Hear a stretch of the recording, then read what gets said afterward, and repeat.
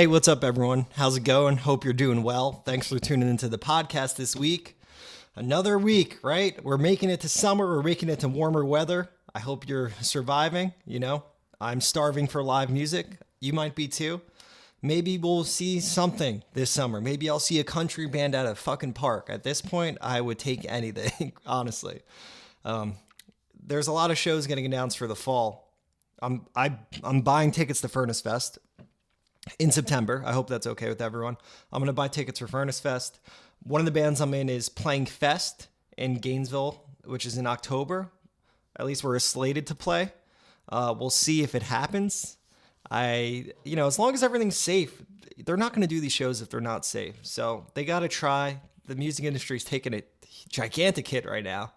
So, and I actually talk about that with my guest a bit today too, which was cool to hear. Before we actually do get into today's podcast, I want to mention two things. One, if you don't know what Choke Artist is, it's a DIY label. I do these podcasts just to, talk to people from the scene and talk to friends. We do a lot of math rock, mostly math rock, but some emo and punk and hardcore at times. There's some ska too. I'm sorry about that. I hope that's okay with you.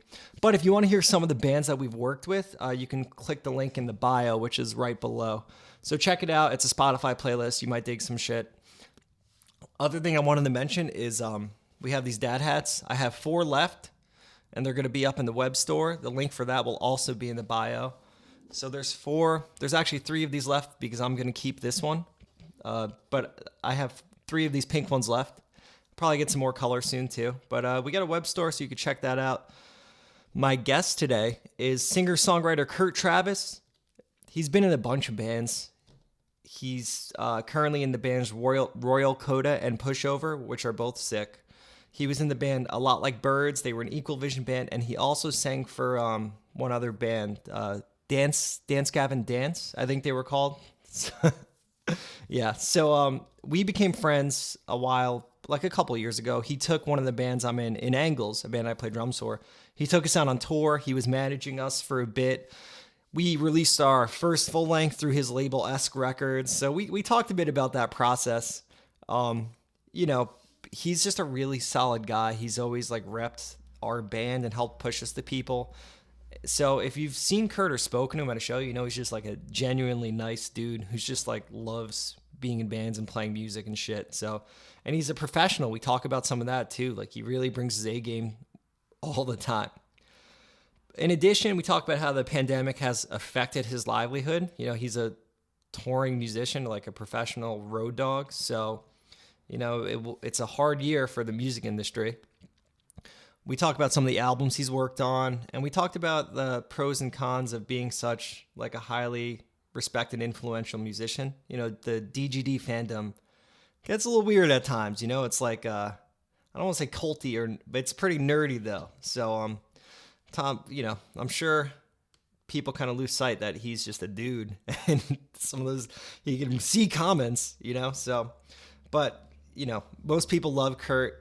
It was really interesting to pick his brain about all these things. If you like this podcast, you can subscribe to it.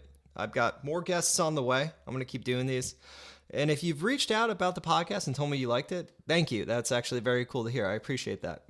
All right, so enjoy my talk with Kurt Travis. All right, Kurt, what's up, man? What's up, Joe? How you doing, bro? Dude, I'm good, man. It's good to actually talk to you face to face. It's been a while. I know, man. I wish I was back at your parents' bagel shop, dude. The bakery, yeah, man. I'm missing those bagels, man. Yeah, we got New Jersey untouchable. New Jersey, New York bagels, pizza. Official hot take. It's one of the best things on tour is the food. You get to try all the different stuff.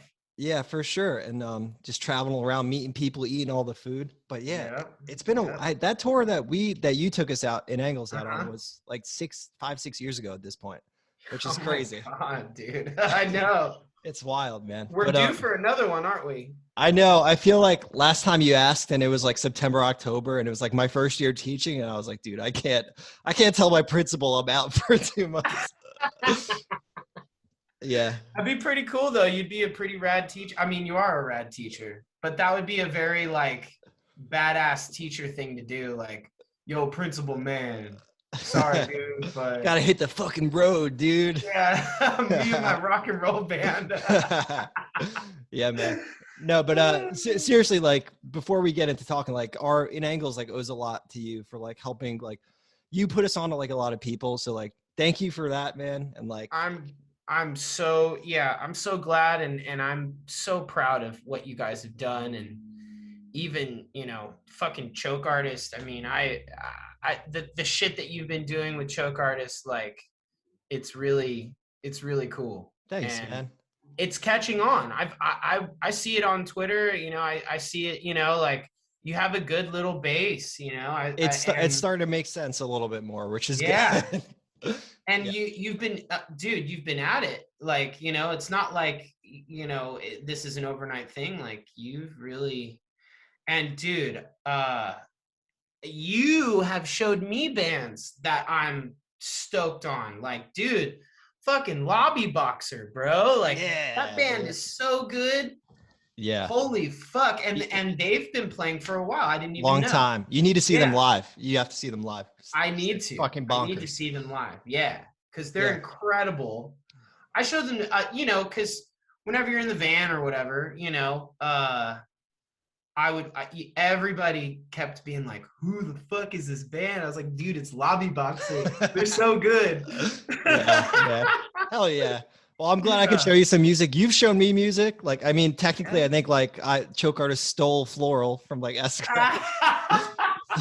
right from under your nose. No, I'm so glad that worked out, because I wasn't able to facilitate, for a few years there, going through the divorce and everything.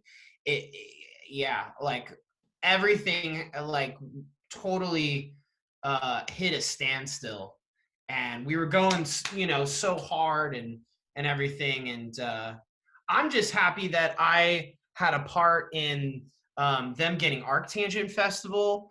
I had a part in getting them the premiere for the Fecking Bahamas. I had a part in like really, uh, my name even back then held a little bit of weight. So it was like, oh shit, Kurt. Oh, I know Kurt Travis. Okay, I'll check this band out. And so I was able to do that for a few, Um, fucking Lemix J. Buckley, dude. I wish they were still a band. Yeah, And yeah. Brad's in a I new band. Sincerely, that's pretty sick. yeah. Yeah, And I've been talking to Brad actually. cool. I think we're gonna do some collabo shit, Hell which yeah, that's perfect. yeah, Yeah, yeah, yeah. And the song's really dope too. It definitely has a little bit of the Lemix J vibe. yeah. Um, Midwest emo type, like noodly, twinkly. yeah, Yeah, yeah. cool, man. Do you ever talk to Alex Bozzi at all, the drummer of No, Lemix? I haven't heard from them in a long time. Yeah. I still keep in contact with Bozzy, and his brother is like this huge like singer. I don't know. I think he just goes by Bozzy, or maybe I'll have to check it out. Yeah. yeah.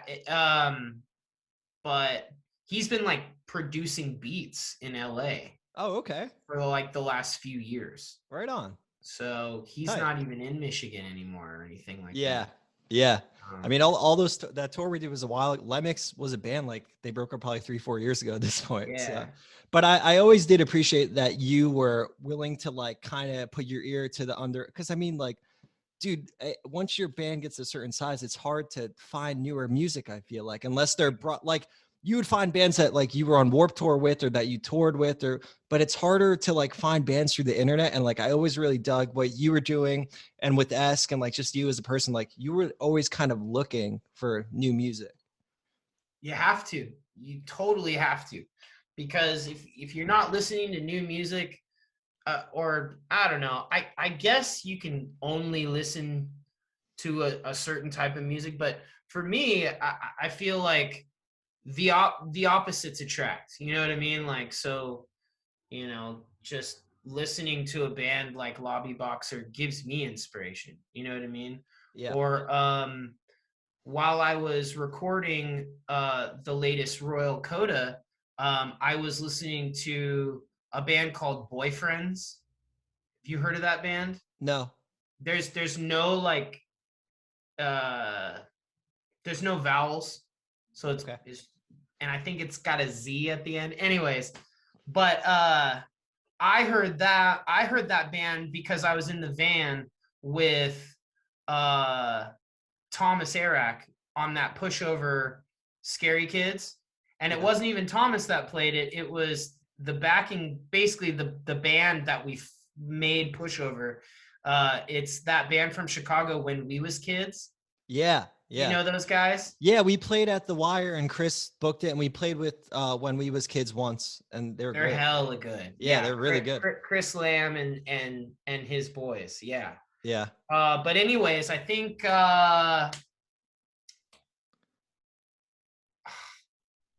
I'm gonna lose his name, but it's the guitar player from when we was kids. He was playing, or no, it might have been the drummer from when we was kids. Anyways, one of those guys was playing this band called Boyfriends, Friends. and they kind of sound like Mars Volta a little bit. And then another band I was listening to during the Royal Coda, like the new Royal Coda recordings, was a band called Glow. I haven't heard that either. Gloe. Okay. Gloe. Yeah. And the singer used to be in a band called, I think, Visitors from Utah. They're all from Salt Lake. Okay.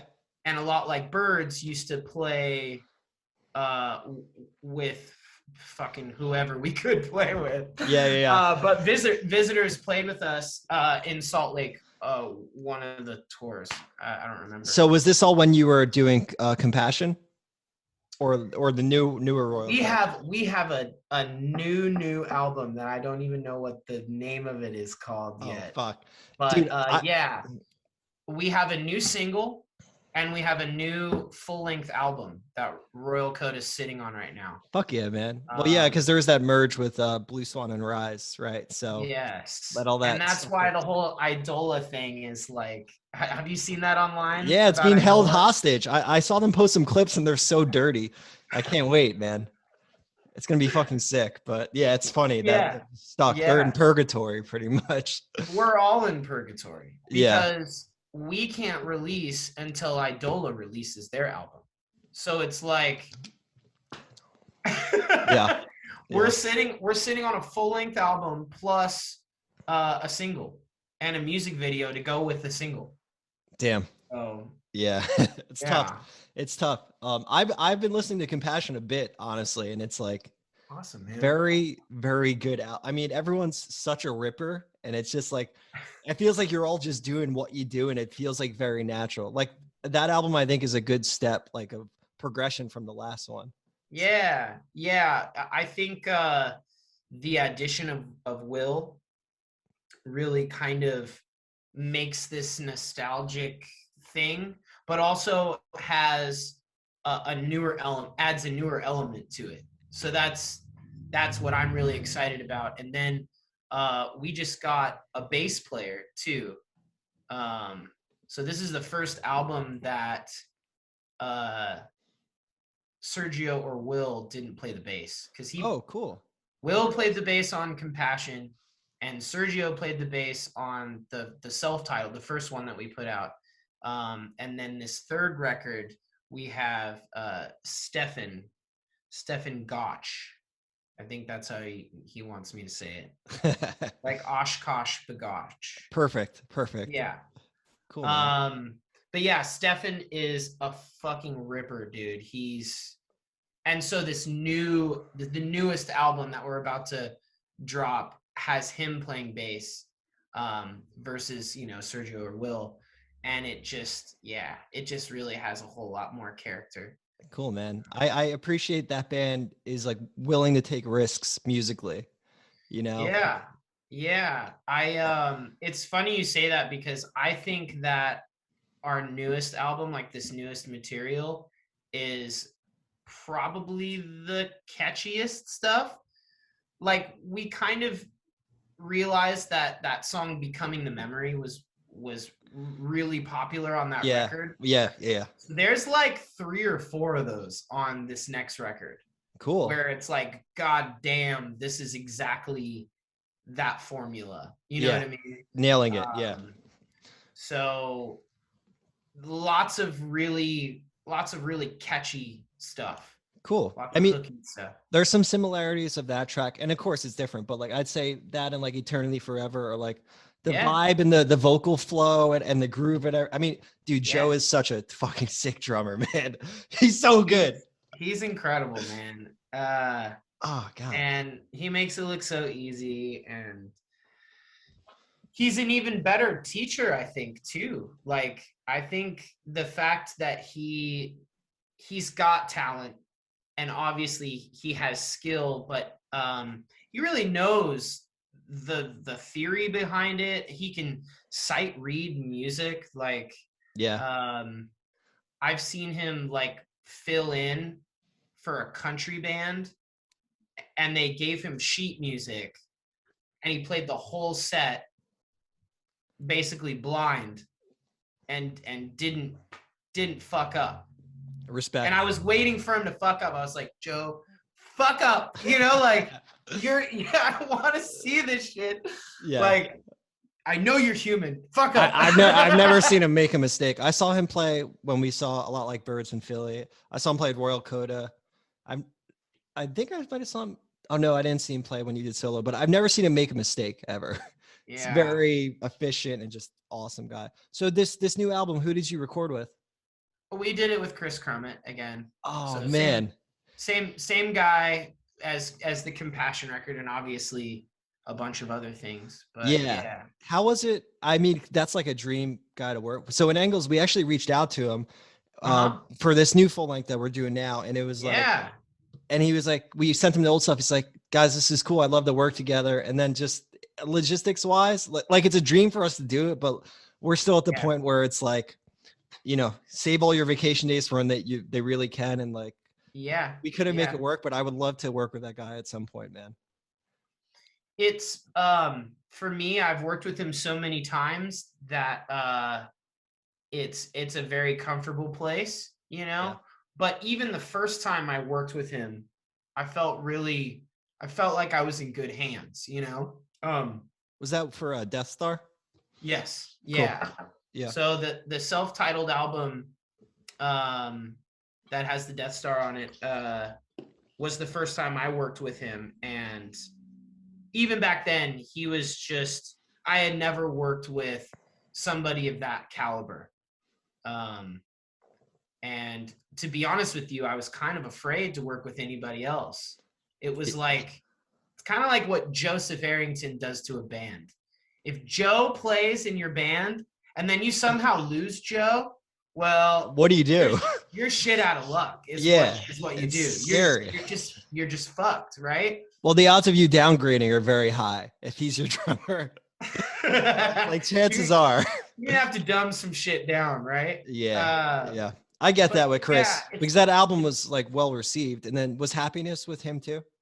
It was. Okay. Yeah. So. And I think the only album that DGD didn't record with Chris Crummett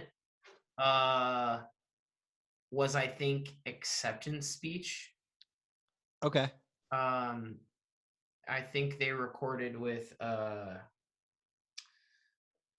dude that does Lydia shit. Okay. And it's because Tillion's like good friends with him. Yeah. I forget his name, but yeah, Matt something. It's like Matt, not Goldman. I wouldn't know. Yeah, it's a reputable dude, but yeah. And then they went right back to Chris for like the last like 4 records or something. Oh, that's funny because the production on the newer stuff is different and it's really cool. I like it a lot, but I wouldn't have guessed it was still Chris. But yeah, I think they've done a lot of different things, like maybe they'll track somewhere, but they'll still send it into Chris. Yeah. Or the vocals will still be done by Chris. or something like that. You know what I He's mean? still a part of it. Yeah, yeah. So Yeah. it's cool that you guys have all had this guy you can trust with your music and his vision and like kind of collab. I'm very stoked for new Royal Coda, you know? Yeah. Yeah. Thank you, man. Yeah. Another really, really good producer is Mike Watts. Yeah. That guy, I mean, I know you have your Well, own no, story with that that was guy. mostly, honestly, a lot of that was on us, like in hindsight. So, but I know you've done some stuff with him in the meantime, and he's great. I mean, there's a reason he has that place. There's a reason people like to go there. Yeah. I mean, long story short is we recorded somewhere else. So the stems that Mike got, he didn't know what to do with, you know? Yeah. The engineer who Yeah. recorded us, he knew exactly what to do with those stems, or, Right. you know, because he records his own stuff And and mixes. people organize Pro Tools differently. Yeah. Yeah. I now understand that too. Where like, you know, you've got all your comp tracks or whatever. And I just didn't know. I understand now what it was, but like back then I had no idea. Like, why are they making me sing this like 4 and 5 times if I already did it well the first time? You know? Yeah. So the way that they organize those comp tracks can get messy. Yeah. Yeah. Yeah, totally. But I mean, the way he works, like, there's a reason why people love working with him. You know, Yeah. I hope when you were there, he didn't remember us and didn't bring us up. I hope it just never even was a thought. I think I mentioned you guys and said like, because I was fucking livid, dude. Do you remember? Yeah, dude. Yeah. I was like, do you want me to talk to this motherfucker? Yeah. I will straight up be like, I don't owe you a fucking red cent, you piece of shit. Like, I don't care who you are. And we had a good laugh about that. Like, Good. Okay. because it never happened. You know what I mean? Yeah. Yeah. And we ended up, everything was cool. You know, in the end, everything was fine. But I was livid. You know, you guys, it totally from both perspectives, it totally made sense how it went down and everything was fine. But Yeah, he's a funny guy, man. He's a little like no bullshit, which is cool. Oh, dude, he's from Long Island, bro. Like, yeah, that's fucking true. I hadn't thought about that. I mean, and I love recording in Long Island too, because it's so different than California. Welcome to the East Coast, baby. Woo! It's true, man. Way different. Even I can't remember what your dad said to me when I was sleeping on your couch. I remember I was asleep on your couch and it was something like, who is this kid on my couch? Oh, Dad, that's Kurt Travis. Yeah. Yeah. Kid, who you calling kid? Your grandpa. No. Oh man. Yeah, dude. Heavy concentration of Italian Americans over here. I mean, myself included, you know. Right. Yeah. It's funny, man. Well, yeah, I'm glad all the shit with Mike worked out, you know. He's an amazing producer, engineer. He's one of those guys that you can give him one note and he'll make a whole song around, and you're like, oh my God, you know what I mean? Like he's very hands-on. Yeah. I wish we had that experience with him, because it was just us sending him stems and then him doing what he could, and then us going there and being like, yeah, we're not sure. And us, dude, we drove to Long Island. Like we get back at like 2 a.m. and go to work and be like, yeah, this is the album. And then, you know what happened. It's funny now. We're still a band. We're still doing our thing, but it was just like, it was tough. That was a tough like couple months for us. I know, man. And I had to I had to cancel the TuneCore. Remember, like I had to because it was already set. It was already we're pains in the asses, dude. We're pains. That's what I've come like working with that, like in Angles more. I just realized we're just like all over the place, you know. We're just like, it's hard. So, you know, it's so funny too, because every time I tried to give you guys a tour, you'd be like, nah, we can't now. Sorry. And I'm like, dude, I got work. Okay. I mean, I know. Like it sucks, you know. I wish we could. Maybe one day when it makes sense. I mean, Yeah. we could bang 10 days, but like I remember you sent me like the Esk tour, which was it was Lemix and Yeah. it was you, right? I And think I got Rome Hero Foxes on that too, and a or marionette did a leg of it as yeah. well. And Yeah. you sent me like 30 dates. I remember where I was when you sent me the dates. I was at my girlfriend's like parents' house and I just saw like 30 like vroom, and I was like, oh my God, like this is amazing. And I was like, there's no way we could do this. Unfortunately. But yeah, I mean, I was still much love for always like having our back, dude. Of course, man. Seriously. Yeah, I mean, still to this day, like, if you ever need anything, like I'm here, Yeah, man. Um, Totally. but I do kind of get in Angles's pace, you know what I mean, a little more now. You know what I'm saying? It's just a couple boys riffing, and then every now and then we'll play a show. But it's cool because there's been like more organic growth. I don't think Yeah. we could ever like really. No, you guys are killing it exactly how you're doing it, and you really didn't need my help at all. I mean, you know what I'm saying? Like you guys had it. I think just me keeping your name in my mouth and just being that guy to spread the word. That's all you really needed. Definitely helps. I Definitely always helps. looked at you guys and was just like, why isn't this band like the biggest fucking band in the entire world? It didn't make sense to me. I mean, thank you, but I don't know for that that sick.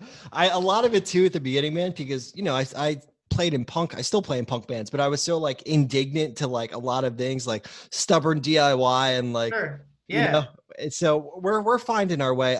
We're recording a full length now. So Good shit, who man. knows when it will come out, but I'll send it to you as soon as we get the mixes and everything. Nice. Yeah, man. Yeah, I'm here's another thing. I'm releasing the new Adventurer record on Esk. Awesome. And I gotta say, they really stepped it up on this record. And you have faith in your boys, right? You're like, yeah, they're gonna do good. And when they hit me up for the money, I was like, yeah, I hope I hope it works out, But Yeah. dude, they really killed it. And I'm very excited for them. And we're going with the same publicist as Marionette's last release. I forgot what the handle is right now, but yeah, and they just did a music video and it looks fucking sick. It's out on Thursday, right? Thursday. Yeah, it's out in like less than a week. That's when this episode's up. So if you're listening to this, go check out the new Adventurer music video. Those are old friends. The first tour in Angles did with Kurt was with Adventurer too. So we all became very good friends on that. Yeah, I can't wait to hear it. They got like a new member too, right? Well, okay, so it's John Christie, Steven's brother. Oh, okay. So it's almost as if Steven like separated himself somehow because they play very similar. And yeah, I've always told them, and it's so hard being a 3-piece band. Even fucking Nirvana had a fucking fourth guy. I mean, just to fill out the fucking for sure. Just to fill out the chords. And make sure somebody's playing while you're busting the solo or something, Yeah. But yeah. I think they're still technically a 3-piece, but four dudes signed the contract, so maybe they will incorporate him in like the photos and stuff like that. Or it could be like he's in the music video. Yeah. Okay, so he'll be visible. It's not like Green Day with the fourth guy hiding behind a cab, like and playing keys, doing block chords. It's not like that. That's so fucked up. Like, I mean, if you're plugged in and you're going through the speakers, you should be able to stand on stage. Right? Yeah. That's what I would hope for at the least. A little bit of visibility, but well, I'm stoked to hear that. you know. Shout out to all the like unofficial band members out there. You know what I mean? There's Like, more than we know for sure. there's so many, dude. I know this is weird, but like Zachary Guerin's father is like used to be best friends with the guy who like wrote all these classics. I can't remember all of them, but Sitting at the Dock of the Bay, dude. Like, you know, Wow. and Yeah. he helped write all these amazing hits.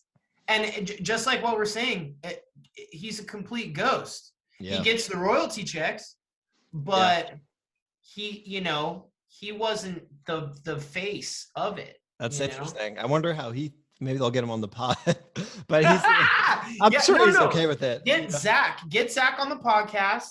Yeah. He'll do it. Fuck, he loves doing podcasts. Hell yeah. And ask him about that. Say, Kurt said your dad was friends with some guy that ghostwriter Sitting on the Dock of the Bay. Yeah. Yeah. And he'll probably tell you his name and everything. Yeah, that's awesome. That's super interesting. Yeah, it's funny how that works out. Yeah. But, you know, I guess music industry, there's no rules. Right. Yeah. Oh man. I mean, what's that like what's that iconic photo? It's like Kurt Cobain and Tupac Shakur and somebody else are all standing they're probably at some award show, you know, and like they snapped a pic and it's like an iconic picture. I can't remember. Yeah. But it's Tupac and Kurt Cobain. Wild. Shit. Dude, so what have you been up to this past year? Like, cause I know you as a road dog. I mean, a great musician, vocalist, but like you're a road dog, like through and through. Like you're on the road, I don't know, 4 to 6 months out of the year. Is that safe to say? Sometimes more, but usually at least that, right? Yeah. It's your livelihood. Yeah, a lot of ways it is. You know, just the road is so weird because I mean, this hasn't been happening recently, but you can go out on a tour and it fucking bombs. Nobody shows up. Nobody, you know, and that's the crazy thing about now is like, I bet you when shows come back, you know, you won't find an empty seat. Hopefully that's what'll happen. I think for a while. You know, but yeah, I mean,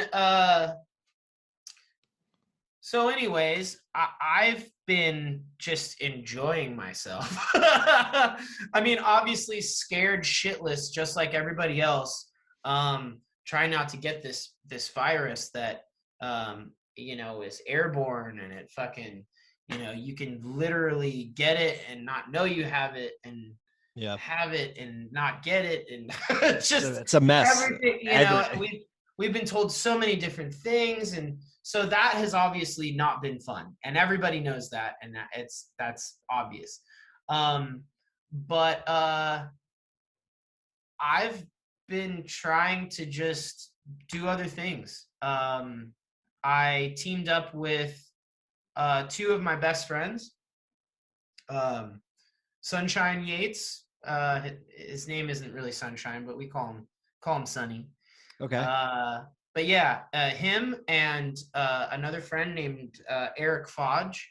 He's an engineer, and he's really, really fucking smart. And so we've kind of all teamed up and made this company called Big Wave Industries. And basically, it's a merchandise company for the bands that I work with. And you know, anybody else really, but that's basically what we're calling, you know, what we do. Big way. Yeah. Is it a storefront too? We're thinking about it. Right now we do have like a shop. Yeah, I've seen you post it. Yeah, we have a shop and clients do come in, but we're not really open to the public, so to speak. We're on a really busy street. And so a lot of people come up and ask what it is. And we have a sign, a pretty big sign now. We did one of those like decal stickers. So it's like the entire fucking window, and it's got our logo on there. And yeah, just the local people have come up and asked what we do, and we kind of go, we're a merch company. We work with bands, and but it's really like, it's been really cool to just take any creative idea that we have and make it into a reality and sell it. And so we all kind of have different roles. Like me, obviously, like I've established somewhat of a fan base, and so I can say, hey guys, I really like this product and you might like it too. You know what I mean? Yeah. So it's been easy that way. And so Eric kind of, me and him will think of something. Same thing with Sonny. Sonny will think of an idea, and we'll just go, all right, let's do it. How do we figure out how to do this? Like when you say merch, is it like apparel or just like kind of anything? Like nothing's off limits? Nothing's off limits. We want to do a clothing line. We're putting out cassette releases right now. That's Cool. kind of our first thing that we've been doing, is lots of cassette releases. And I'm having a lot of fun with it because, we now I can just, I can use my phone and say, hey, I just posted a new song. But not only that, you can go on my website and you can buy the cassette that comes with the digital version, and like I'll sign it or something, Yeah. and so there's that tangible thing that that people desperately want right now. For sure. For me, it's like an obsession with skateboards. Like I have been buying, yeah, a lot of skateboards, and that was another idea that we just had. It's like, well, let's make a skateboard mount for the wall, because there's really not that. I mean, there is some out there, but like, let's make our own, right? Yeah. And so we're making skateboard mounts, so you can like go on our website and buy, a skate mount for the skateboard that you don't want to skate, or the one that you skated so much and you just can't get rid of, right? Yeah. You have to, like, it's a piece of art now. It's part of you. That's cool, And man. so, I think skateboarding culture is like it's essential to music and like punk rock and like just music and counterculture. So it means a lot. absolutely. Like I grew up like I aggressive inlined, right? But I had friends that skateboarded and we had like a boom box. I just remember Yeah. like go to the parking lot of the grocery store, a little boom box, blasting like Pennywise or like Hopes Fall or some shit, and just like hanging Yeah. out. So yeah, that's cool to incorporate that because it helps, like, I think, foster some kind of community too. So You know what I should do? And I'm glad that I have this idea on your podcast, but I think I'm going to have a t-shirt design of a skateboard and a Marshall cab on the top of the skateboard. You know what I mean? Because every fucking touring musician is going to go, I have done that before. You know what I mean? And yeah, that really is, you're right. The crossing of the paths, really, skateboarding and counterculture, like you said, and music, because I brought my skateboard on tour, and it was such a multi-tool. It was such a Swiss Army knife of things that, like, okay, before I go out on tour, I need, my backpack, my luggage or whatever, my laptop, and my skateboard. You know what I'm saying? yeah, Because for one, I have defended myself with a skateboard. I have gotten myself, transportation, obviously. You can still go 5 miles on a fucking skateboard, and it'll take you, not as long, especially in a fucking busy ass, New York City or something like that. yeah, You can get around on a skateboard way quicker than you can hailing a cab, for sure. you know? So, and then like the third one, it's like I have something heavy that I need to transport from the van. to Yeah, it's do the perfect. stage. Just roll And it right there. you just Yeah. put that fucking guitar cab right on the skateboard, Yeah. and it's got grip tape on the bottom. It's perfect. Hell yeah. Yeah. And so yeah, skateboarding. I mean, I started skateboarding when I was 13, and all of my friends in middle school Frankensteined a skateboard together. And that's how I started skateboarding. Like, hey, does anybody have a deck? Oh yeah, I got a shitty deck you can have. You know what I mean? Yeah, that's Does awesome. anybody have any trucks? I've got some like completely almost broken trucks. Here you go. You know what I mean? And Yeah. like, and you piece together your skateboard, and your mom goes, "Where did you get that?" And you're like, "I got it from school." And she's literally like, "How?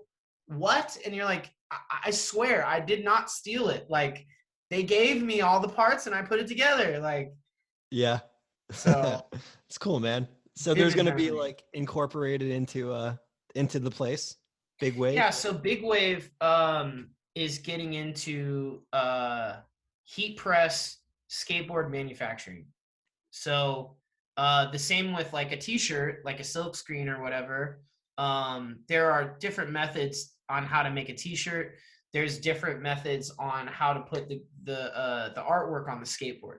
Yeah. And right now there's like a huge demand for not the boards, but how to get the graphic on the board. Um, and unfortunately, a lot of companies they go to like China, and it's obviously, that's not good. Yeah. And Dude, for a lot of reasons. not the sidetrack, but even like Yeah, the vinyl industry, like for records, like yeah, most of the plants aren't in America. Like there's they're really not. there's a small Yeah, handful. Like I know A to Z and Pirates are both California offices, but they both go to like they go. Czechia or like Czech Yeah. Republic. So it's interesting, but I appreciate that idea of like trying to keep it in house and like Well, I yeah, didn't that's kind of our thinking is like, how can we make things green, and how can we you know do things in America versus going to sweatshops and whatnot. And like, I'm not gonna lie, like some of the stuff that we're doing, we're gonna have to go over there because it's you literally can't get around it. But in areas that we can, we want to do that. And the skateboarding heat press manufacturing, we're basically building the machine here cool. because nobody has one here. I mean, they either do, and it's and it costs a shit ton of money, and like, it's only like one manufacturer. You know what I mean? Yeah. So it's incredible. There's a skate shop right down the street from where I live, and it's been there for years, and they're struggling to stay open, just like every other store out there, right? They're Yeah. a mom and pop shop. And I go in there and I buy a skateboard, even if I don't need one, just to, support the freaking local shop. And we somehow got on this topic with the owner, and uh, the owner's name's Kelly, and he's a fucking dope ass dude. Um, and he was saying that I've got a shit ton of boards, but I can't get my graphic on the boards. It's a huge wait time. It's like a 5-6 month turnaround to Wow. get, and I'm sure it's even more now that the dumb fuck in the Suez Canal fucked up all the Yeah. Oh, production. yeah, for You sure. know what I'm saying? Like, it's probably even longer now, Yeah. right? So he's like, I've got blank decks all day long. I can get those from Canada, no big deal. I've got to send them to China to get them heat press manufactured. That's nuts. Yeah. And so a lot of skate shops are in this predicament. And he goes, as soon as you get your machine, I want to see it. Like, as soon as you get this thing up and running, I want to see it. Because yeah, we'll start doing it right now. Yeah, that's awesome, And man. and so yeah, so if we can get that, and another thing Kelly said, the owner was like, I would much rather go to you guys, people that live in Placerville, that, Part of the community. yeah, well, part of the community. I would much rather go and spend my money where I know it's, Yeah. it's a local, you're helping somebody else out. So we're really thinking about ideas like that. Another idea that we have, I don't know if I should even talk about it, but it's basically, um, we're calling it like our hipster beer, basically, because we want to make beer, but there's a lot of CO2 emissions that go along with packaging the beer, Okay. and then also bringing the wort up to a certain temperature. People also use CO2 for that. And so instead of thinking of a solution for that, the state just taxes the companies. So it's like pretty much almost every beer that you buy other than Sierra Nevada uh, basically has this CO2 tax that they have to pay because they bottle their shit and they use CO2. Well, my buddy Eric, that made this company, he's got a couple ideas on how we can make a fucking, a beer. We can package the beer and we can brew the beer without CO2. And so, it people, when you're at a bar or something like that, and there's one beer that is bad for the environment and there's one beer that's doing good. Yeah. You know what I'm saying? Like, People want to be as conscious as they can for, at the most convenience still. Like if right. it's Yeah. fucking right there, they'll go with that for sure, Yeah. you know? Yeah, totally. Yeah. Yes. So that's what I've been doing this last year is like we've got like 4 or 5 other ideas that we want to make. We want to make vocal pedals specific for me. So like Cool. a big wave Kurt Travis vocal pedal. Yeah. We want to do big wave amplifiers. We want to do amps. Cool, man. Um, yeah, I mean just anything. But there's definitely some things that are taking precedent. So yeah. Yeah. I mean, the idea of like having like a hub for like all the things you want to try and having 3 different people kind of coming from different places and Yeah. like figure out logistics for different things. Like, you have people, for music stuff or artists, right? That the other people Yeah. might not know. So I think it's a cool idea and I hope it does really well, man. That sounds Thanks, awesome. man. Dude, my, Yeah, just throwing shit at the wall and see what sticks, right? Like, you got to do something. I mean, yeah, yeah. I was wondering how, because it's like, there hasn't been live music for a year. So it's gotta I've be been hard. getting really creative as far as merchandising my own stuff. I've obviously I got shirts for sale. I I saw did the handwritten posters were really cool. The lyric those are sheets. super popular, Yeah. and like they're really saving my ass right now. Like, Good, man. and yeah, just getting creative. Also, just royalties from other records that I've done. Well, you have enough now in the catalog where it's like, even if it's a shitty fraction, like you times that by like 10 or 15 and like you're doing okay, so Yeah, I'm getting to the point where it's like I'll hit a month where I'm like, oh shit, I don't know how I'm gonna make it, and then boom, another royalty check hits, and I'm like, oh, thank God. Like, yeah, man.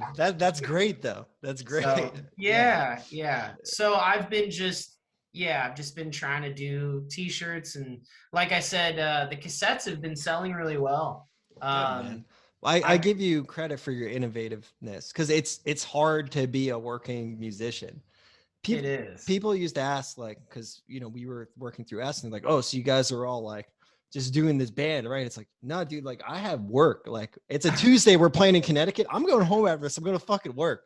Like it's very hard to make ends meet, and you got to do whatever you can to like make it happen. So Yeah. respect for like just trying new things, you know? Yeah. So it's funny. I've been watching this show on HBO called Crashing. Have you seen Yeah. that show? That's about like being a stand-up comedian, right? Yeah. Yeah. And like shit goes so wrong for the main character. Like his wife cheats on him, he loses his house, like he's like on the streets for a little bit, like he befriends Artie Lang, like and Artie Lang like lets him stay at his house one night or whatever. And there's a lot of like cool cameos, like Sarah Silverman, fucking there's a bunch of them. But hell yeah, it's Pete Holmes, right? And Judd Apatow, I think. yes, Cool. yes, yeah. And I related super hard to the struggle that guy goes through. And it obviously it was a little theatrical because you have to. But like seeing a comedian just bomb and that like that, you know what I mean? Because they have certain scenes like where he does so bad and like this other comedian does so fucking bad, and like I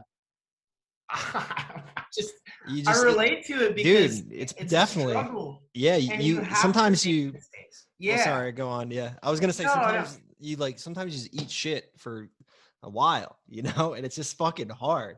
Yeah, and it's like you're good at what you're doing, and it's just not working out yet. So totally, dude. Like you're you're older than me. It gets fucking real, man. It's hard.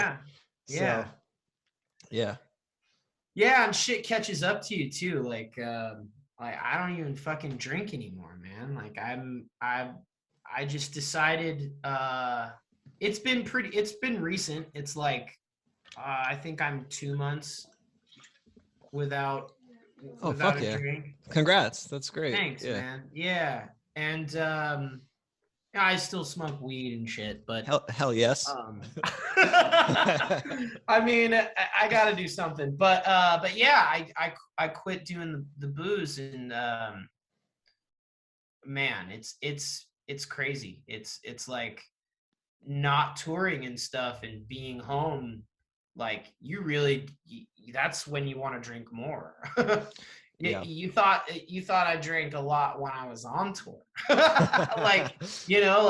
Those are, you drink in good times and you drink in bad times. And that translates. And so, like I'm older and I'm trying to focus on my career and it's like no more bullshit. It's like no more fucking around. You got to actually do some shit. And it's funny because you make a record and you don't think anything of it, and then people just like they love it and they put it up on this pedestal, and you're like, wow, now the pressure's on. Now I'm gonna try now. You know what I mean? Like now I'm gonna try because I have people's attention, and sometimes that's harder. Like just going in and winging it is a lot less stressful. Yeah. Do you like get in your head or like feel psyched out ever when it's like time to get in the studio? Dude, every time. I can't escape it. I love to hate it. You know what I mean? Like I love what I do. I love when it's done. I love the part when you're listening back and you're like, it's perfect. You know what I mean? But I hate it. I hate a lot of the pressure and the and just I don't know, just once you record that, it's there forever and you put it out and you have to listen to it, and people are gonna like it and people aren't gonna like it, and some people are gonna make fun of it, and you know what I mean? Just like just everything that comes along with putting yourself out there. And dude, that brings me to something I want to talk about, because I was listening to your last solo album. And I thought the track Hometown was like a really interesting perspective on everything that I Yeah. think people kind of overlook, because like DGD fandom and that whole universe, it runs very deep and like Yeah. pretty nerdy, and it works out well for everyone. Like, and it's well earned, but you know, there's some times where I feel like you face things that some people might not have to deal with. Yes. Yes. There was a time when there wasn't a day that went by that somebody didn't ask me about Johnny Craig. Yeah. I mean, it's been a very recent thing. You know what I mean? Like, people don't ask me about Johnny Craig anymore. Because it's so fucking old. Like, It's very old. it's been 18 years or some shit like that. Well, I take that back. It's been like maybe 14 or something like that. Yeah, something like that. Yeah. Still, I mean, that's a long time, man. And it's like, you know, I'm sure you guys know each other. I'm sure you're fine, but it's not like Yeah. you're talking to him every day. Like, oh, No. we were both in this band, like, you know. And yeah, just because I know Johnny doesn't mean that like I know how he's doing, or if I, you know what I mean, shit like that. And yeah, just like it just goes with the territory. Or somebody saying like, "Hey Kurt, you're rock solid." Like, "Oh, cool, man. Yeah, I'm rock solid. I know. I know I made that song, and Yeah. it's like stamped in time." It's like, no, I am not comparing myself to Dave Chappelle, but it's like going up to Dave Chappelle and saying, "I'm Rick James, bitch." Yeah. And then expecting a reaction out of Dave Chappelle. Dave Chappelle's just trying to fucking live. Like, if you walk up to him on the street, he's like, dude, I'm trying to live my life. Like, you know? Oh, there's this one time where this kid was ecstatic to see me. Literally, I thought he was going to piss himself or whatever. I took a picture with him, and this was at South by So What. So it was the Dallas, Texas festival or whatever. Yeah. I don't think he knew that like I followed him or something like that. But anyways, I see the picture that we have together, and the caption says, "Just took a picture with the worst DGD vocalist." What the fuck, man? Like, Jeez. and I remember you, and you came up and you were shitting your pants just to meet me. Yeah.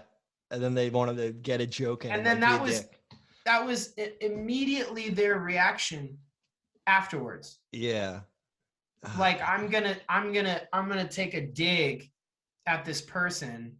You know what I mean? Well, like, dude, it's almost like they don't see you as a person, which is kind of what the fucking song's about, like Hometown. But it's like you're right. more like an idea of this like icon, like to these people that are like, you know, super. I don't want to say obsessed or like whatever, but like just Yeah. you know, so super giddy to meet you, and then they could like take their shot and think that it's fine because you'll never see it, or like, oh, you're famous and everything's great for you anyway because people love you. Nah, dude, you're like a person, man. Like, Yeah. so. And yeah, I remember when I first joined Dance Gavin Dance, nobody knew who the fuck I was at all. Nobody knew who I was, and all they knew was I was replacing their favorite singer. You know what I mean? And it was like YouTube was out, but it was, you know, it was fairly new. And I remember this girl made her whole post was about how she's not feeling me at all as a vocalist. Yeah. And that Johnny Craig is the true singer of Dance Gavin Dance. Like, dude, I I endured like some crazy shit. That's like some hazing. And like, you know, you're an artist, you're subject to criticism, right? And you should be fine with it. Yeah. But when it's like almost like personal attacks just based on nothing, like Yeah. it's fucking weird, man. I mean, and for all those people out there that you know, this is what they want to do. They want to play rock and roll, they want to play post-hardcore, they want to play you know, this math rocky scene that we have or whatever, just know, like, you're going to be under a magnifying glass. People, and you're going to have to, you're going to have to deal with it. And it's all part of it. It's all part of the job. If you fuck up, you look like an idiot. But if you do really good, then you look like, you know, and it's going to be both. You're going to eat shit and you're going to look cool too. You know, you're human, man. Like there's gonna be ups and downs for sure. Yeah. It's just when that, like, the downs are like just like frozen in time forever, and like, oh my God, you know, it's nerve-wracking. It's gotta be hard, man.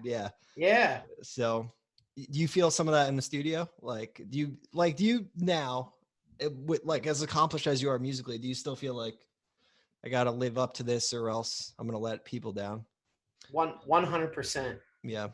Because I think the day that I lose that is the day that, you know, I truly don't care. You know what I'm saying? Yeah, like, you want to feel pressure to do good, for sure. Yeah. You want to be nervous before the spelling bee. You know what I mean? Like, you should be anyways. You know? Totally, man.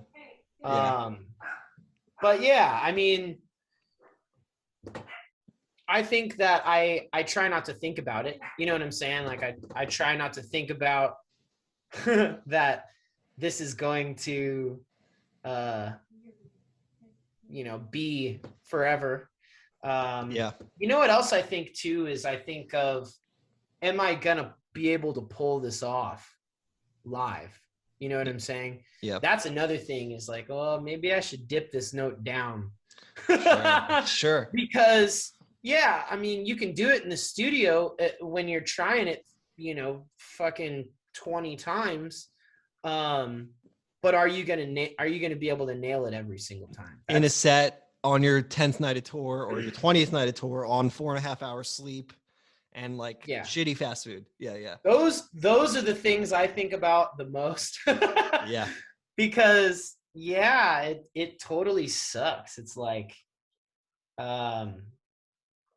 you get on, you know, the in-ear monitors definitely help, but when I wasn't doing in-ears, which is it's the majority of my career, I didn't use in-ear monitors at all.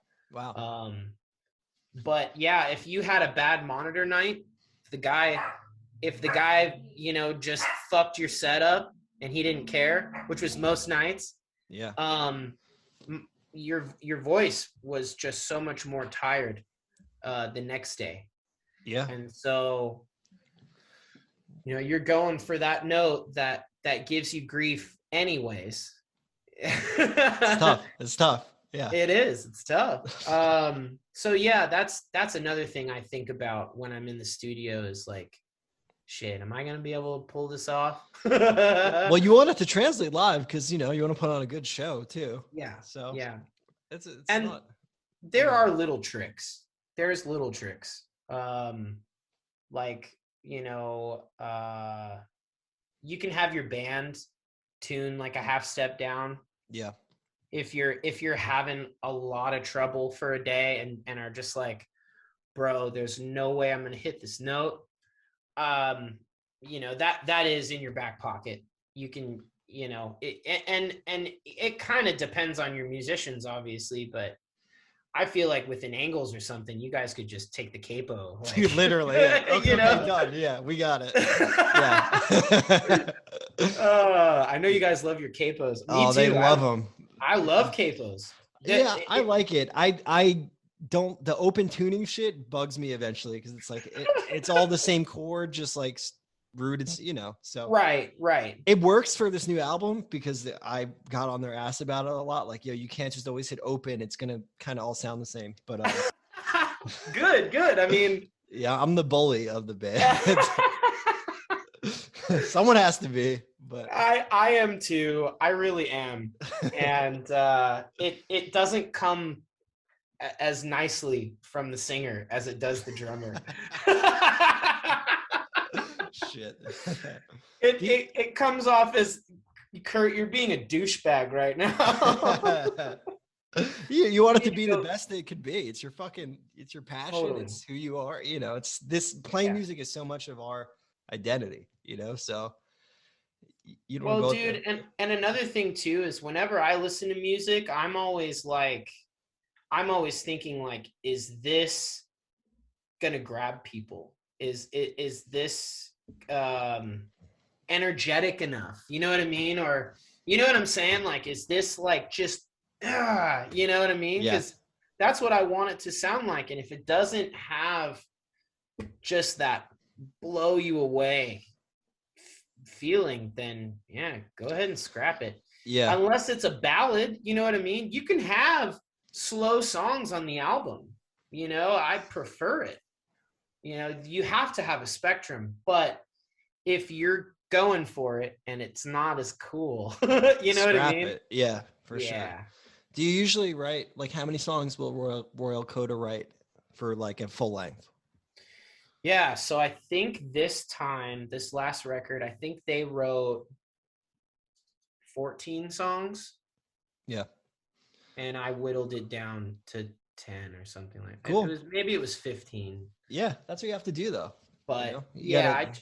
I chose the ones that I liked, and there was even a time when I was like, guys, I'm really worried because I only like 4 out of these like 9 songs. You know what I mean? Yeah. But we were able to like, okay, well, if you change this part, just this part, if you can change that to something else, the whole song's fine. You know what I mean? Yeah. And there were little things like that. Cool. That's what you have to do. It's like constantly writing and refining and cutting the fat and then adding more fat and writing and just like that's how you get the best result. It's like It's bacon and crazy pizza. too. Yeah. What's crazy too is fucking as soon as I said that to them, they wrote like 4 or 5 songs that were just complete bangers. You know what I mean? Like, because I said something negative, they were like, like, and they, the spite. Yeah. You need the and they fire sometimes. really, yeah, they wrote like 2 or 3 songs that I was like, oh my God, these are the best songs. You know what I mean? Yeah. And so then it was like, okay, well then as now that we have those incredibly killer songs, and then we have 2 of these that I like, I'll be able to fuck with this other one that I'm, not as happy with. Yeah. But yeah. Well, I'm looking forward to hearing it. When let me ask this. What do you miss about playing shows right now? Oh, Besides all of it, because it's like literally it's your job. You miss going to work, but this is going to sound really weird, but I have the most vivid dreams about playing a show, but I never get to actually play it. And I can hear like the drummer checking the kick drum. Boom, boom, yeah. boom, boom, boom, boom, boom, boom, boom. And then snare, crack, crack, rap, bap, bap, bap, like, yeah. And it every next, like Tom 1, Tom 2, I get more anxious in my dream, like, because I'm backstage looking for something that I need. You know what I mean? Yeah. And I wake up and it's like we're on stage, I'm fucked, and then I wake up. You know what I mean? Like, yeah. So it's terrifying. I miss actually getting to play the shows in my dreams and then also in real life. But I guess what I miss the most is just getting to see everybody, just getting to see like people that are extremely supportive of what you do, and just being able to, because you see the numbers, obviously you see the numbers on Spotify, you're like, oh cool, that's really cool, but it's something else to just see the people's faces that are directly supporting what you do. And yeah, I can't believe I'm saying that because there's so many drunk people that are like, "Ah, Chris, we're going to do a shot." They don't even ask you if you want a shot. They go, "We're going to do a shot. We're going to do a shot right now. What are you?" Yeah, we're doing it. Let's go, me and you. And it's Yeah. like, guys, like I have to work. I can't do a shot with you. Yeah, you gotta put on a show. Yeah. But then there's that point in the tour where you're like, you know what? Fuck it. Let's just get fucking drunk. And then you're backstage going, oh shit, I'm too drunk. I need to sober up as fast as I possibly can. I used to always have this this thing where I could drink as much as I wanted, but you know, within reason. Like I could just keep drinking or whatever. But then when doors opened, that was it. I had to switch to water after that. You know what I mean? Kind of When doors opened, I had to like, okay, that was like the, all right, time to, you know. Yeah, flip the switch, get ready. Time to switch to fucking water so I can play a good show. But yeah, no bullshit. It's the people. I miss everybody. I miss all my friends that I see all over the country. I miss playing skate with fans in the parking lot and stuff, and I miss the camaraderie of the bands that you're on tour with, and that kind of stuff, and all the different foods you get to eat, like the New York bagels and the fucking Torchy's tacos, and the, just the hole in the wall spots that you find from just going every time. Yeah. You got to get your Whataburger, you got to get your fucking, Yeah, for sure. Your In-N-Out and your California burrito in San Diego and stuff like that. But yeah, I mean, for me, touring is I don't like it very much. I just, it's really hard. It's hard. It is. It's an endurance round, and I'm only getting older and older and older. But I do really, really enjoy it, and I'm looking forward to getting back on the road for sure. Yeah, man. Yeah. Yeah, it's funny. It's like love-hate because like you're uncomfortable, your back hurts. At least for me, my fucking back hurts. Like, dude, tired. Yeah, that's usually one of the things that happens on tour is I'll throw out my back lifting something, and and then I got to go and be crazy up on stage. It's like yeah, it's hard. And that's kind of why a lot of musicians, I feel like, they try and numb that pain. You know what I mean? Like, they look to drugs and they look to alcohol and they look to other things so that they can keep the show on the road, so that they can, humans aren't meant to do the same thing every single day over and over and over and over and over. And that's what we're doing. Yeah. It isn't. And it's like, doing the same thing and expecting different results. I mean, isn't that the definition of insanity? It is. Yeah. That is a touring musician. You're doing the exact same thing and you're trying to do it as best you can. Yeah. It's funny because for me, like the most I've been out is like maybe a month, like 2 weeks here, 2 weeks there. Yeah. Like with like a few days in between, or like 3 weeks. I think the longest tour I ever did was like 20 days. Invalids go to fucking Japan or some shit? Or UK. Dude, but okay. I have fucking Crohn's disease. Our driver's taking us to Tesco. I'm eating like soy hot dogs and shit. I got sick, man. It sucked. Honestly. It was rough. It was really rough. Like, because it ended at Arctangent, which was sick, but like we're sleeping in a tent. I'm eating festival food. I brought like a protein blender. I'm trying to make smoothies, but it's just like, it was very hard, man. Yeah. Yeah. So I have no desire to leave America ever again. I mean, I'll go to Canada for like a weekend or something, but like, I don't know. The overseas tours are always the hardest, dude. Like everything is right is different. Like even the doors, they don't open the fucking same way. Like, you know what I'm saying? Like, and you can't drive anywhere. I didn't have service. You just look stupid and people are looking at you. And like, I remember I would just try not to open my mouth and say anything, because if I didn't open my mouth, people might think that I'm from Europe. But as soon as I say something, they're going to be like, oh, damn okay, Yankee over here. you're a fucking American and we hate you. I mean, like, I met some cool ass people. I did have Oh, fun. totally. Yeah. Like, you know, but I just got sick. And once I was sick, I was like, fuck this. I want to go home. Oh, dude. And you are so fucking far away from home. Yeah. Yeah. And I That, can't fly home for another 3 days. And it's like, what do I eat? I'm supposed to play a show. Like, yeah. it's hard, man. Especially for me, like, you know, I can get pretty sick if I don't take care of myself. So Right. it's Right. tricky. Yeah. So, but Man, that adds a whole nother element to it. And yeah. like, I know people that go out on tour that, you know, they have diabetes or whatever, or they have, you know, some sort of condition that just makes that shit just even harder for people to do. Yeah. And so I tip my hat to those people for sure, because that takes fucking determination, you know? So yeah, a lot of planning, definitely. So, but I have to go out, you know, I have to hit the road as much as I can.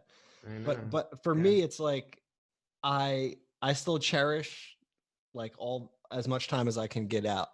I think if I was out for 6 months out of the year, or it, you know, I would still love it, but it would be a little bit of a job at times, you know? Oh yeah. Because Yeah. chances are you're out for 6 months, you're fucking human, you know? You're gonna feel low some days, you know? So Yeah, I get exceedingly crankier as I go. Like the first week, I'm always like super ready to talk to fans, super ready to, you know what I mean? And then by the end of it, I'm just like, oh my God, I'm so sick of this. You know what I mean? Like, yeah. and the other thing is it's like you're like a gypsy. You know what I mean? Like you're just this fucking tumbleweed in the wind. You know, you watch people go to work in the morning. Yep. You know what I'm saying? Have you? I'm sure you've had this experience where you're holding your pillow and you're holding your like your sleeping bag and all your shit, and you just got out of somebody's house, and there's like a family getting in their car to go to work and go to school, and you're going back to your van. Yeah, it's a trip. It like fucks with my head. Yeah. And they look at you too. They look at you like, what the fuck are you doing? You know what I mean? Like they look at you like, what could you possibly doing that's positive? Yeah. And you want to just be like, hey, I'm not a dirtbag. I'm actually kind of successful. Yeah.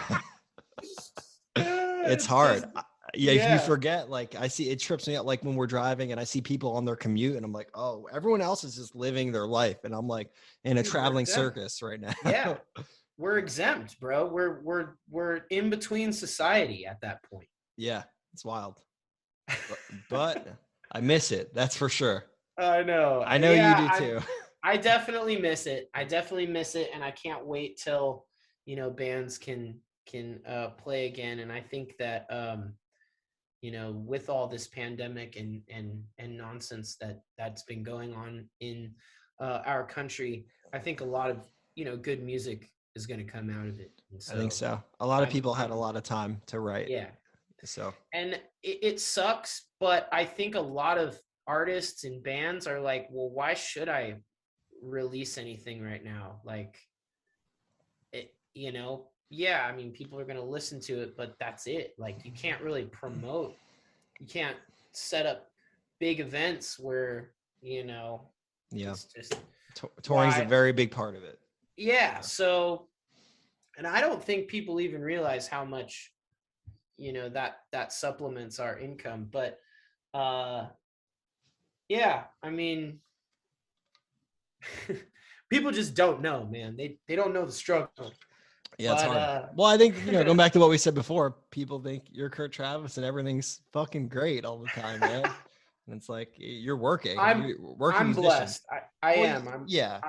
I'm definitely blessed. But yeah, there's things that people don't understand that go along with it. And yeah, that hometown song, I really wanted Andreas on a song, and he liked that song, and he sent me kind of like a first draft, and it was way more vulgar than the original one.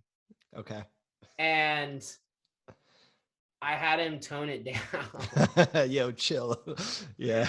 I had him tone it down, but at that time he was going through He toured very yeah, heavily. He toured some heavily. Yeah. but he was going through like some social media backlash, which was bullshit. Like they were trying to throw him under the bus for like his lyrics not being like, you know, Sure. Yeah. whatever. There's always something. Yeah. Yeah. Of So course. he was too this, you know, and if you know Andreas, like he's literally the sweetest man. Very friendly. The one time I met him, just cool, just down ass dude, honestly.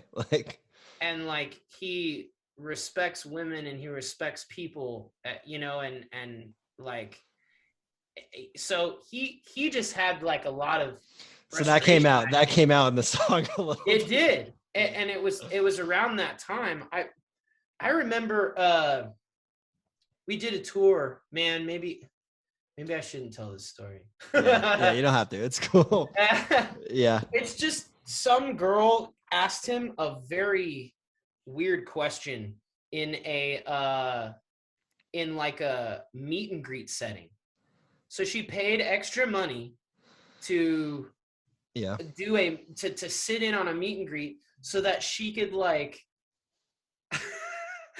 be like a hard like reporter for Yeah. Andreas, and I'm just sitting there like, holy What fuck, do you you know what I do? mean? Yeah. And he handled it really well, but yeah, I mean like that it just like affected him really hardcore. Yeah, that's hard. Um There's and mob what do we mob do as musicians, right? We channel it into our music so that, you know, we get some sort of closure, I guess. You know what I mean? yeah. Like Yeah. it's a therapeutic thing. It's a humanizing song too, I think. Yeah.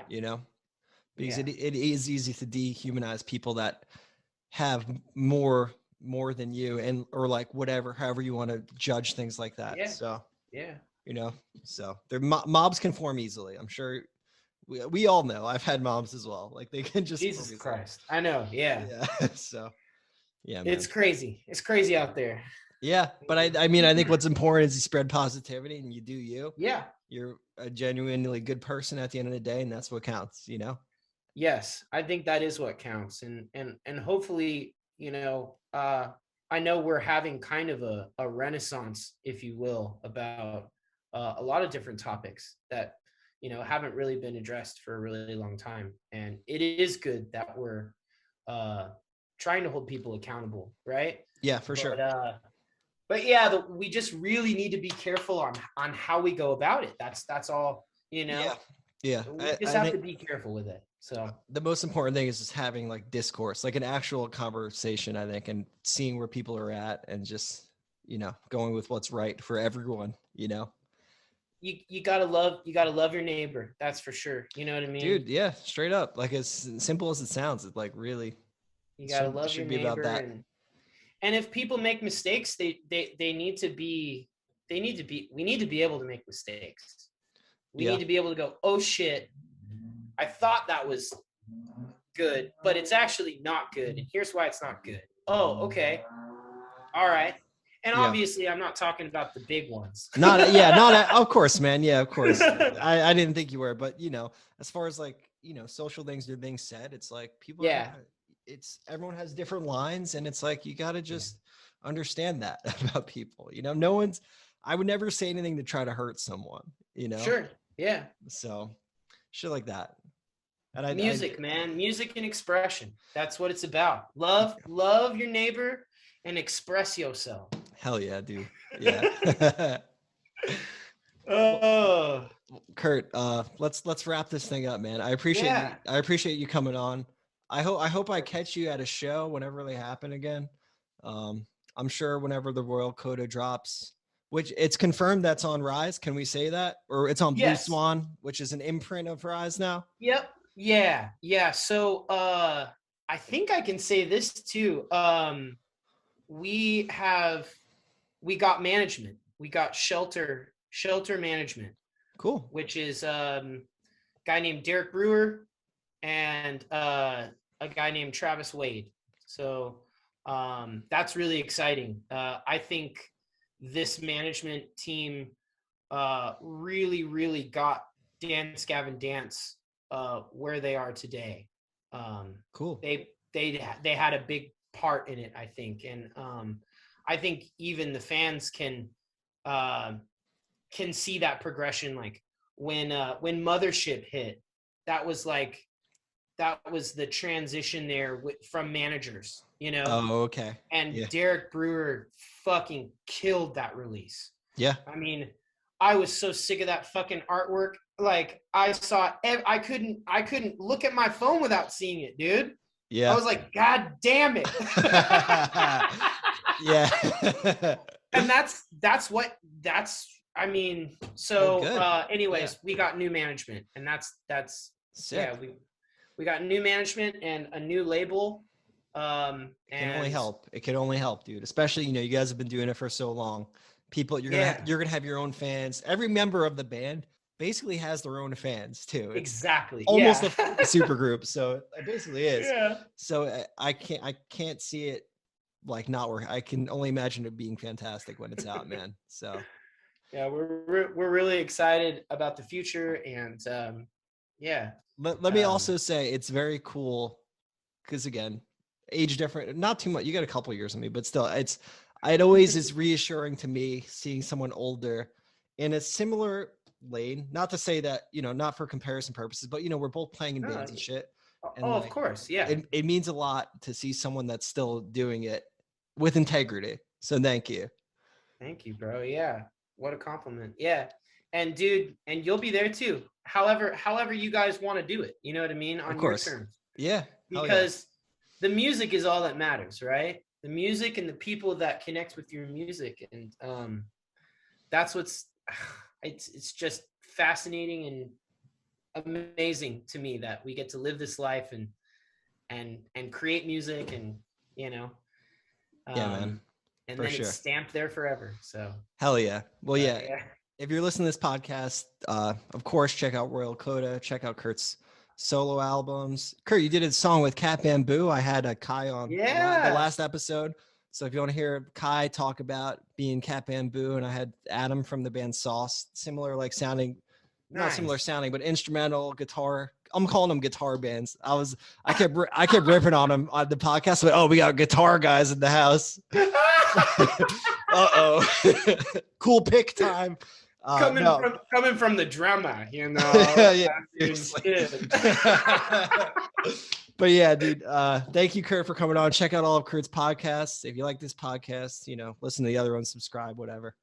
Cool, man. All right, thanks again, Kurt. Super fun, man. Hell I love you, dude. Love you too, man. Tell all the boys I said what up. Of course. Hell yeah. All right, thanks.